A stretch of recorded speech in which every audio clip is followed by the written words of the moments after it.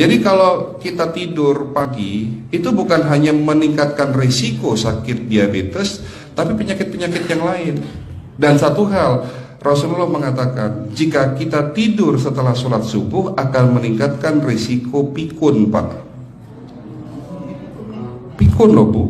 Ya, Pak. Gampang pikun. Lah kalau kita sholat subuh menjelang maghrib setelah asar, apa yang terjadi? Islam melarang, kita dilarang oleh Nabi kita tidur menjelang maghrib, betul? Bukan karena nanti ketidian setan, bukan ya. Secara medis diketahui bahwa orang yang kebiasaan tidur antara asar sampai maghrib itu akan menurunnya daya tahan tubuh. Jadi gampang sakit infeksi, Pak, kalau Bapak tidur menjelang maghrib. Kalau sekali lagi setelah sholat subuh gampang pikun, aliran darah ke otak itu tersumbat, ya, jadi stroke penyakitnya. Tapi kalau tidur setelah asar sebelum maghrib, itu daya tahan tubuh kita akan menurun. Jadi gitu ya jawabannya, Bu. Justru ini yang paling penting, materi terakhir ini 6 langkah praktis. Ya, Bapak bisa lakukan di rumah mulai hari ini. Langkah pertama, mulai hari ini jangan makan malam, Pak.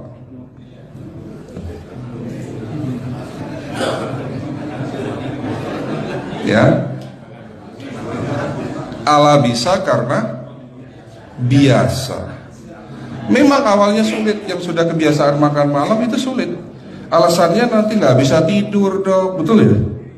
Nanti perutnya kembung, mual dan sebagainya. Itu karena kebiasaan. Dulu pun saya begitu. Tapi kalau sekali-sekali boleh, Pak.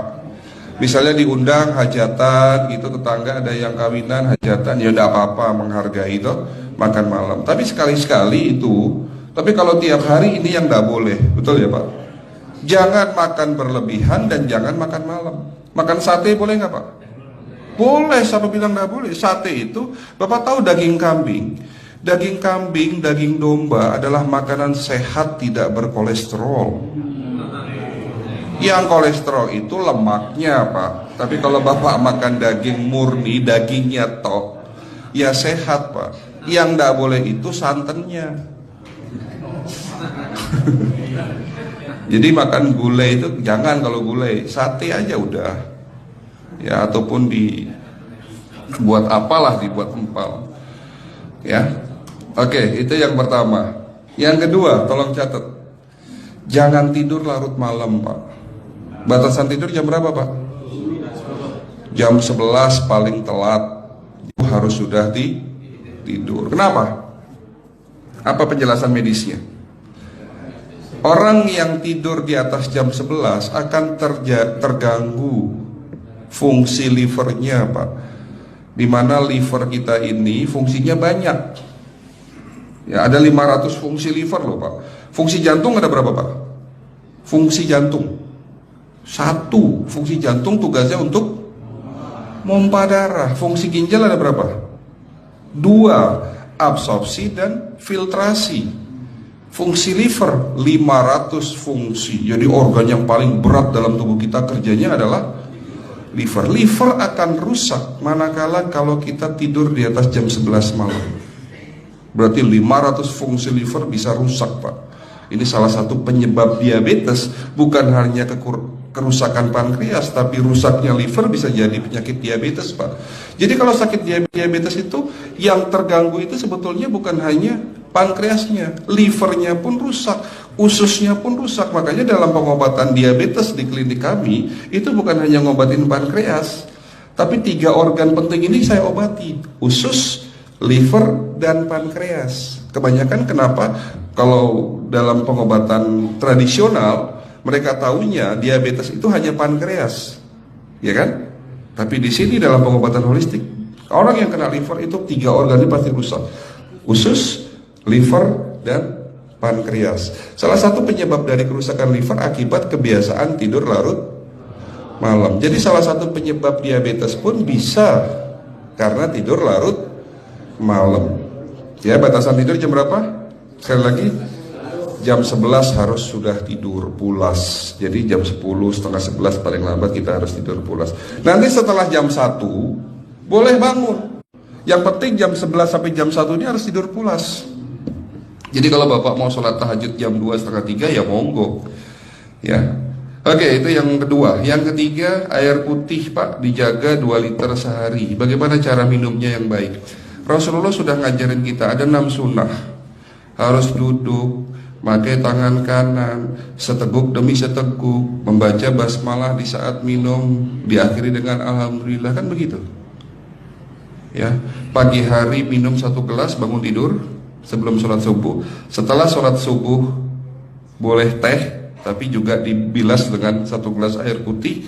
Sebelum mandi nanti Pak, minum air hangat. Kalau Bapak mandinya pakai air dingin boleh, tapi sebelum mandi minum air hangat, biar tubuh kita ini jangan terlalu dingin di saat kita kena air dingin.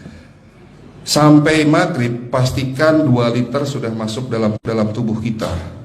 Malam mau tidur, tolong perhatikan Ibu ya, malam mau tidur jangan banyak-banyak minum. Nggak boleh minum malam itu segelas sampai 2 gelas mau tidur. Cukup seteguk 2 teguk saja. Karena kalau sampai kita minum mau tidur 1 gelas besar, ginjalnya malah rusak Pak. Ya. Oke, itu yang ketiga. Yang keempat, puasa. Lakukan puasa secara rutin, insya Allah kita sehat. Nah, untuk penjelasan atau materi puasa nanti bisa hubungin staf saya. Nanti di bulan Ramadan tahun ini, kalau memang masih ada slot 1 sampai hari ke-20, saya bisa mengisi manasik kesehatan yang berkaitan dengan manfaat puasa untuk kesehatan. Insya Allah kalau memang masih ada slot waktunya, karena kita di bulan Ramadan hanya 20 hari kita mengisi manasik. Ya, oke, itu yang keempat. Langkah keempat. Langkah 1, 2, 3, 4. Langkah kelima. Nah, sebelum saya menjawab yang kelima, saya ingin membacakan sebuah sabda Rasulullah. Rasulullah bersabda, di dalam tubuhmu ada segumpal daging. Jika segumpal daging itu sakit, akan sakitlah seluruh tubuhmu. Dan jika segumpal daging itu rusak, akan rusaklah seluruh tubuhmu. Apa itu segumpal daging? Segumpal daging itu adalah hati. Tapi ternyata yang dimaksud Rasulullah itu bukan liver Pak. Yang dimaksud Rasulullah adalah hati kita, roh kita, jiwa kita, perasaan kita. Kalau hati kita rusak, kita banyak penyakit hati, iri, dengki, sombong, takabur dan sebagainya. Penyakit fisik akan muncul dalam tubuh kita. Ya, tidak ada orang stres itu sehat, betul tidak Pak? Tidak ada orang yang suka marah-marah itu sehat, betul tidak? Bahkan Rasulullah mengajar senyum adalah ibadah. Senangkan orang lain, permudah urusan orang lain, insya Allah kita sehat. Ya, jadi itu langkah ke-5. Langkah 1 sampai langkah ke-5 sifatnya individual. Bapak bisa lakukan sendiri di rumah. Tapi langkah ke-6 ini butuh bantuan pihak dokter atau rumah sakit. Kira-kira langkah ke-6 apa Pak?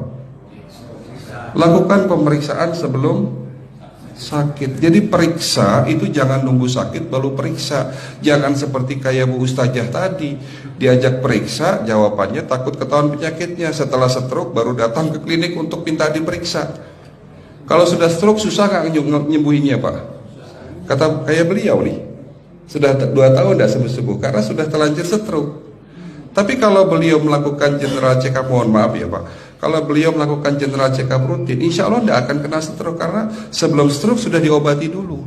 Karena stroke ini bisa kita lihat dalam scanning dengan alat yang saya punya, insya Allah kelihatan ini. Oh ini sudah mulai ada tanda-tanda mau penyumbatan, buru-buru diobati. Memang takut Pak, tapi pesan saya jangan takut. Ya, lakukan pemeriksaan supaya kita tahu, supaya kita kenal. Gitu ya Pak.